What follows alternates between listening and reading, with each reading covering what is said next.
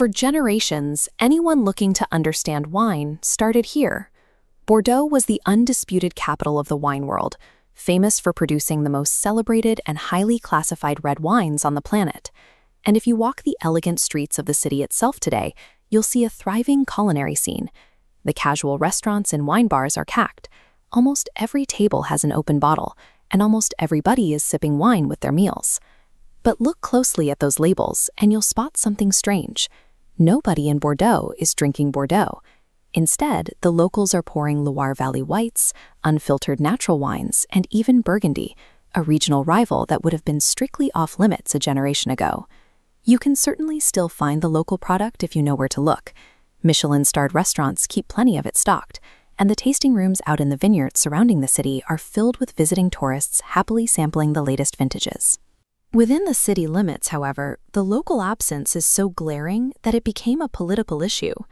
Last year, the former mayor, Pierre Hermic, actively pleaded with the city's restaurant owners to start serving more hometown wine, aiming to showcase the region's diverse output, from crisp whites and rosés to sparkling cremats. The region didn't lose its hometown crowd by accident. Over the last few decades, the traditional Bordeaux wine trade made a deliberate calculation to court the ultra-wealthy. In doing so, it priced out the very people living in its own backyard. This animated diagram maps out the rigid hierarchy that made that calculation possible. Dating back to the 1855 classification system, Bordeaux structured its reputation by keeping a tiny fraction of elite chateaux at the very top to strictly enforce prestige. By the late 20th century, the industry zeroed in entirely on that peak. Chateaux relied on elite critics to justify massive price hikes. The top tier stretched upward and detached from everyday reality, creating a massive gap in the center of the market. Enjoying those classified bottles now requires immense wealth, and even if you can afford them, they often demand decades of careful storage in temperature-controlled cellars before the naturally bitter compounds, called tannins, soften enough to actually be enjoyable to drink. If you couldn't afford the elite tier, the local industry offered very little alternative. The only other options were mass-produced €3 bottles found on supermarket shelves, wines so dreadful that locals outright refused to drink them. By abandoning affordable, quality winemaking to chase luxury status, Bordeaux hollowed out its own market.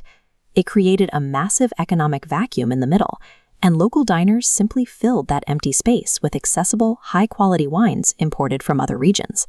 The people of Bordeaux were uniquely positioned to embrace those imports. Geographically and historically, this is an outward-facing international port city built entirely on trade. That infrastructure fostered a highly cosmopolitan local population. The city routinely draws students, workers, and professionals from all over France and the world, creating a demographic that readily explores culinary ideas from outside the region. This chart illustrates the clear shift in global palate preferences that occurred right as Bordeaux was raising its prices. The slider shows a clear movement away from heavy profiles in favor of lighter, less oak-driven wines that project a modern identity and can be enjoyed immediately upon purchase. Younger restaurant professionals picked up on these trends quickly. Many spent their formative years working in London and Paris, where natural wines are the standard, and where ignoring Bordeaux was already a common practice. When those professionals opened bars back home, they brought those natural, imported lists with them. You can see this outward-looking attitude reflected in the city's own institutions. La Cité du Vin, the ambitious wine museum that opened here in 2016, doesn't focus strictly on promoting local bottles. It actively celebrates wine cultures from across the entire globe. The traditional Bordeaux product profile became incompatible with the modern, globally minded identity of its own citizens. Now, the traditional industry is facing a severe demographic reality. The wealthy collectors who have reliably purchased those luxury exports for decades are rapidly aging out of the market, and younger consumers have completely different priorities. To survive, the region is quietly rebuilding from the ground up. A growing rank of independent vignerons, small-scale winemakers who grow their own grapes, is ignoring the 1855 classification entirely. They are focusing instead on producing naturally fermented, immediately drinkable wines with bright, modern labels and reasonable price tags. Even the most stubborn historic chateaux are reading the writing on the wall. Many are abandoning the chemical-reliant methods of the past and adopting organic and biodynamic farming, relying on natural ecological cycles to improve the quality of their yields. Because these modern bottles are accessible, affordable, and taste great on a casual Tuesday night, they are starting to reappear on the menus of the city's local wine bars and bistros. For decades, the traditional wine trade operated as if global status could sustain it forever.